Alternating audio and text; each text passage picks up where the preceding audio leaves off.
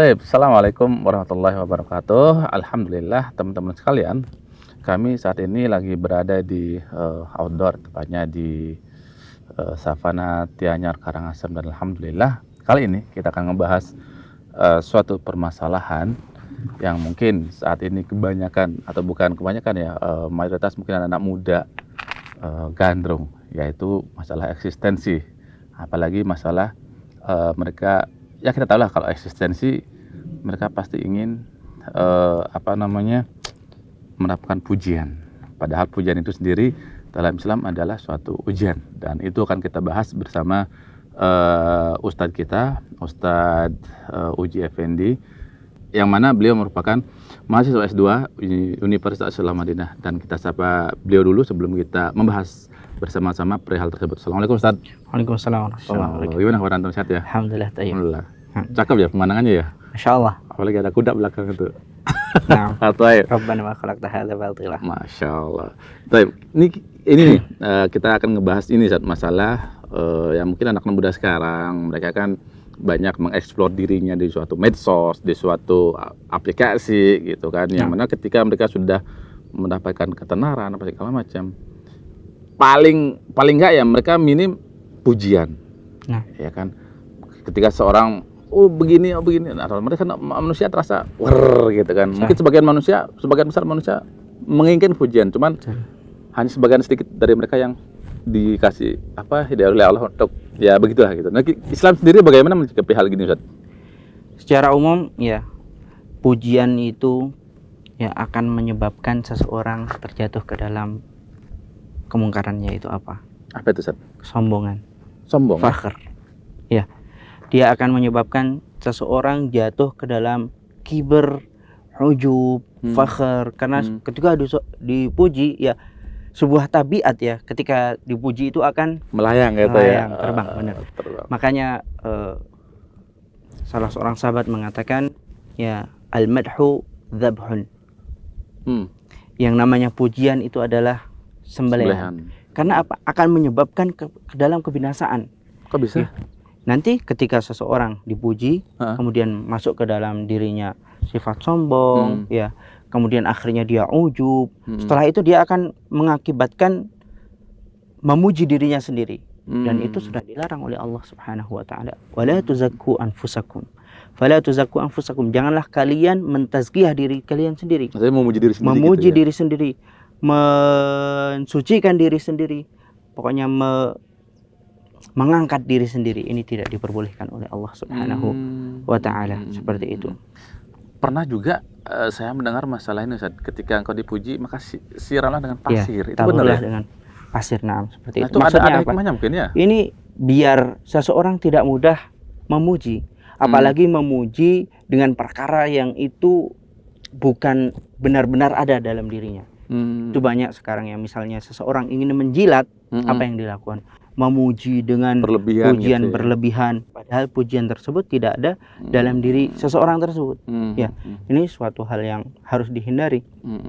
Apalagi kalau itu adalah dirinya yang eksis. Orang lain saja memuji kepada seseorang itu dilarang. Ya. Orang lain ketika memuji kan takut orang tersebut terjatuh ke dalam fakhr, dalam riya, kepada tazkiyah pada diri sendiri, apalagi dirinya sendiri yang menampakkan kalau dirinya itu mungkin bagus, punya kelebihan lah seperti itu. Ini menunjukkan mulai sudahlah terjatuh ke dalam fala tuzakku anfusakum. Ada bibit kesombongan dalam dirinya gitu ya. Janganlah kalian mensucikan diri kalian, mengangkat diri kalian sendiri, seperti itu. Tapi masalahnya ketika seorang itu nggak dipuji, seseorang misalnya melakukan sesuatu, kalau nggak dipuji, kayak gimana gitu? Misalnya anak nih melakukan sesuatu, nggak dipuji sama orang tuanya, kan gimana gitu, Ustaz? Memang harus ditimbang. Maksudnya di sini adalah boleh seseorang memuji tanpa berlebihan. Ketika seorang anak ya melakukan perbuatan, melakukan mungkin sesuatu, kemudian sesuatu itu memang layak dipuji, kita puji, karena memang itu layak puji, layak untuk dipuji. Sebagaimana Rasulullah SAW juga sudah memuji sebagian para sahabat. Ya, diantaranya innaka mar'un fika la khoslatan, sesungguhnya engkau adalah seseorang yang memiliki dua khoslah, dua sifat, yuhibbuhumallah, yang keduanya adalah dicintai oleh Allah Subhanahu wa taala, yaitu al-anah, ya, memiliki sifat anah yang ta'anni, penuh pertimbangan, ya, seperti itu. Rasulullah Shallallahu alaihi wasallam juga memuji sebagian sahabatnya, tapi itu ingat, tidak boleh berlebihan. Dan pujian itu memang ada pada dirinya sendiri. Memang gitu, ada. Ya? Yang jadi masalah kan sekarang kadang ketika biasanya orang kalau menjilat itu ya, biasanya menjilat itu memuji dengan sesuatu yang menjilat tidak mencari ada. nama di sini ya, mencari nama, mencari ya, apa lah gitu ya. Untuk biar lebih dekat, biar nanti kalau butuh apa gampang, jadinya menjilat ya, istilah itu istilahnya dalam menjilat. Tidak boleh. Nah, berarti boleh saja memuji asal tidak berlebihan, dan berlebihan. Yang dipuji itu memang ada dirinya seperti itu gitu. Iya, betul. Jangan sampai orang bodoh dibilang, "Oh, kamu pinter, kamu cerdik segala macam," padahal aslinya ya mungkin bisa dibilang ya pokoknya bahasa-bahasa yang nggak menyinggung juga gitu saja. Ya. Kemudian memang ada ya beberapa, tadi kan kita singgung kalau kita itu memuji diri kita itu tidak boleh. Tapi di sana ada kondisi di mana memang seseorang boleh memuji dirinya sendiri. Kapan itu? Ya contohnya ketika seseorang berada dalam kesusahan, kesempitan. Bukan, di depan hakim seperti itu boleh menyebutkan kebaikannya. Kalau aku tuh begini. Atau mungkin dalam kesusahan boleh ya, seperti yang dilakukan Utsman ibn Affan ya ketika dikepung ingin dibunuh ya, menyebutkan kebaikannya, di antaranya beliau ketika mendatangkan kafilah yang penuh dengan makanan, kemudian diinfakkan kepada kaum muslimin. Bahkan Rasulullah Shallallahu alaihi wasallam juga bersabda, "Ama inni la akhsyakum billahi wa atqakum billah." Ya. Adapun aku adalah orang akhsyakum, yang paling bertakwa di antara kalian dan yang paling takut kepada Allah Subhanahu wa taala.